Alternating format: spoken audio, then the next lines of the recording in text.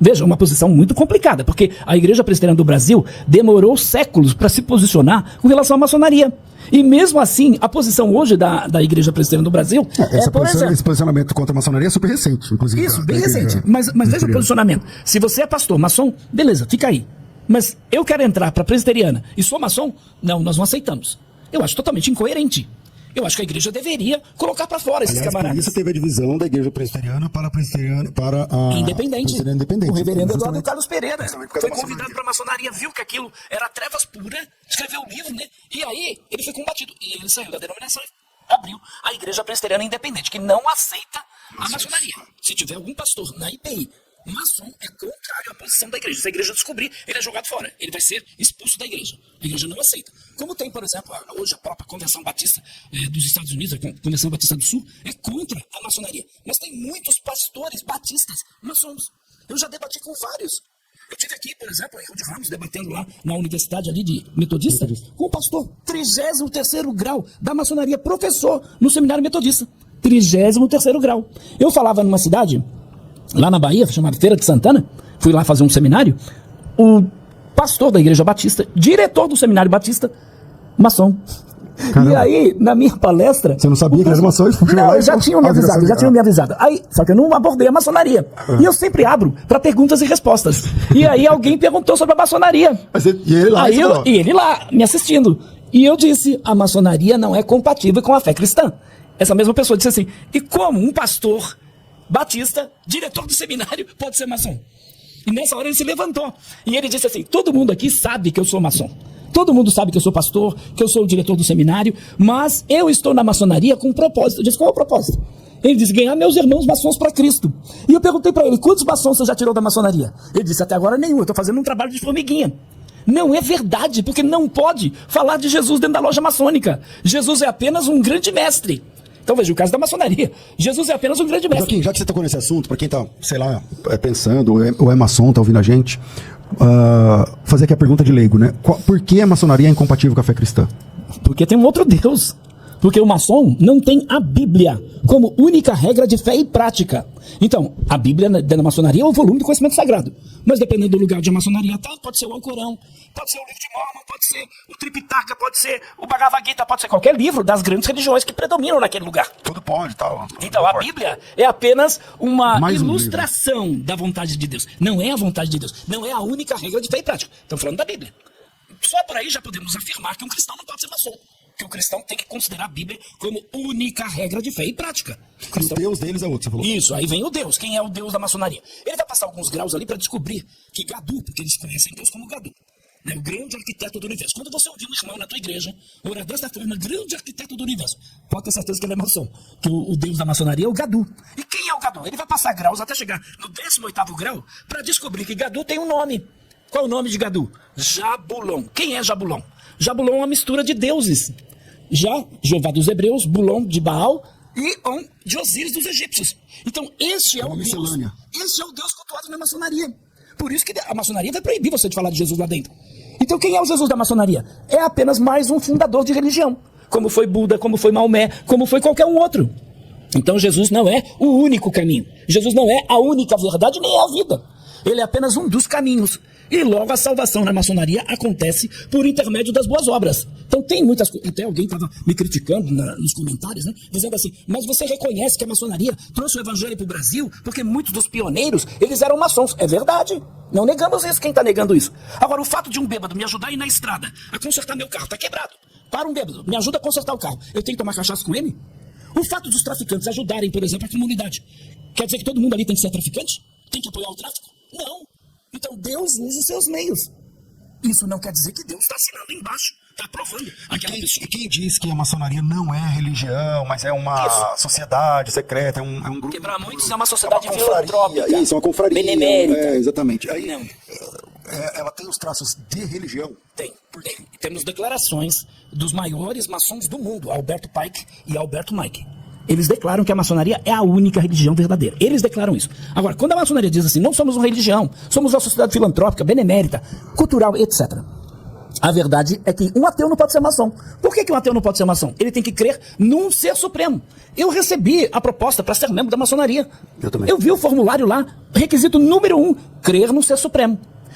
Aí a maçonaria vem e estabelece não só você crer no ser supremo, mas, por outro lado, tem um volume do conhecimento sagrado.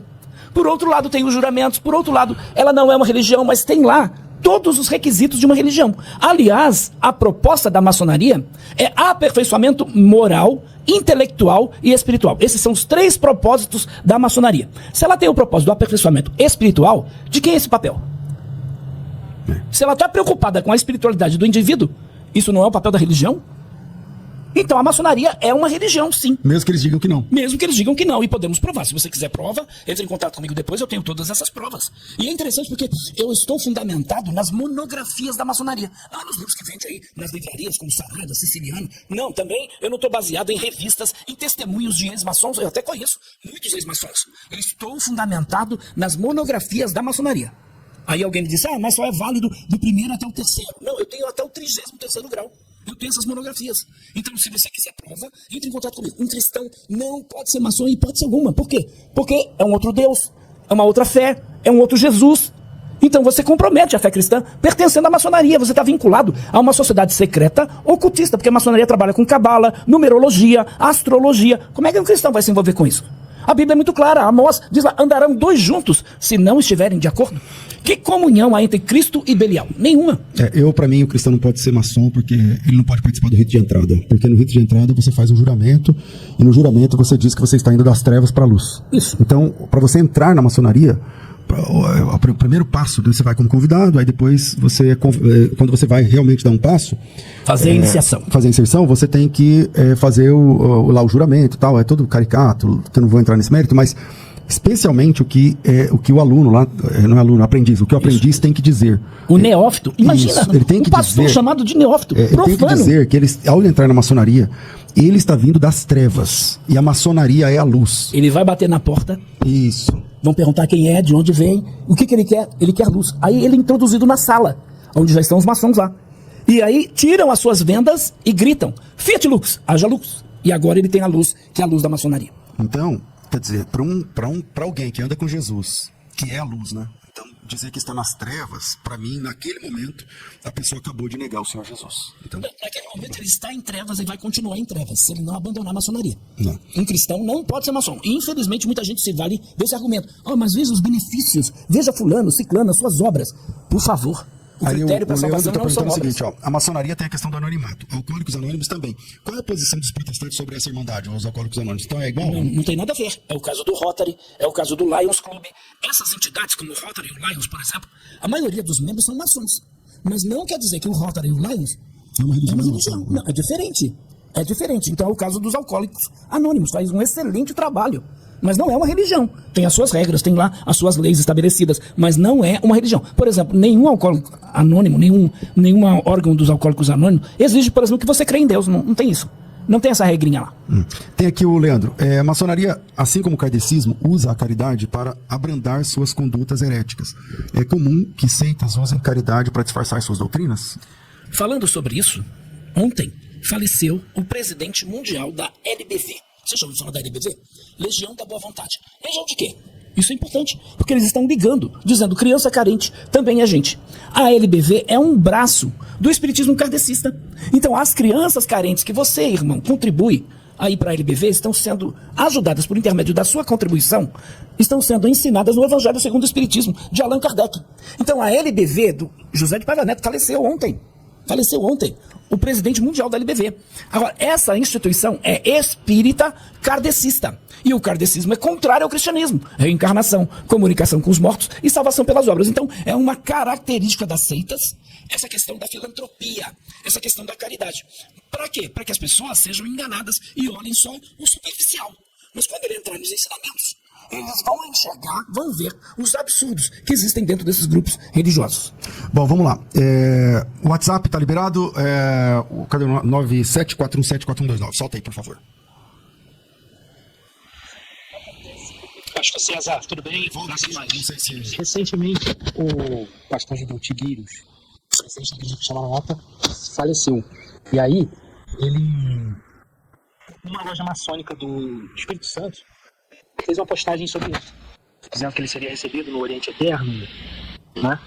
E aí eu gostaria de saber, foi uma igreja que eu saí, né? E aí eu gostaria de saber como a gente identifica se um pastor ele era maçom ou não.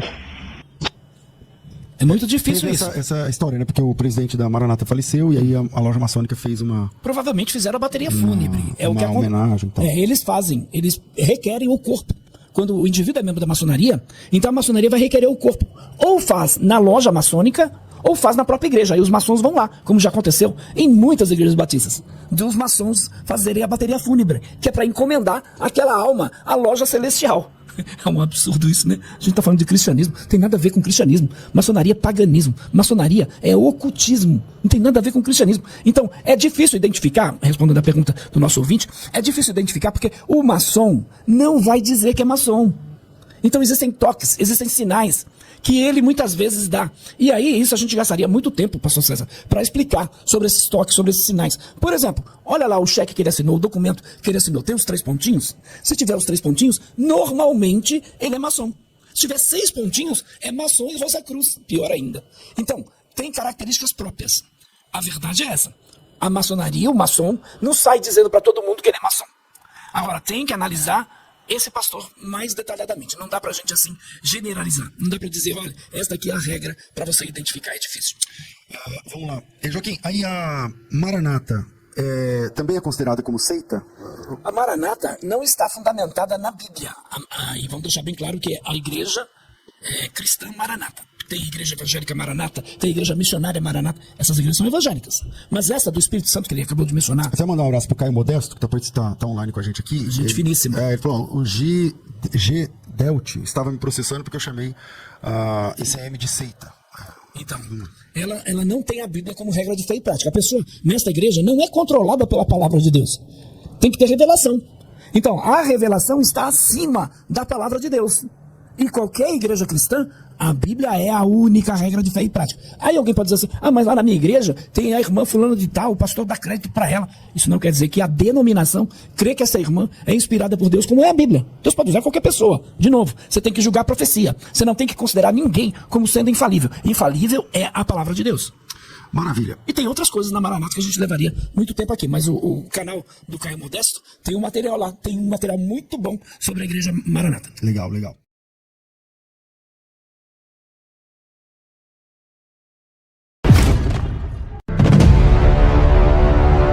Não esqueça de se inscrever no canal.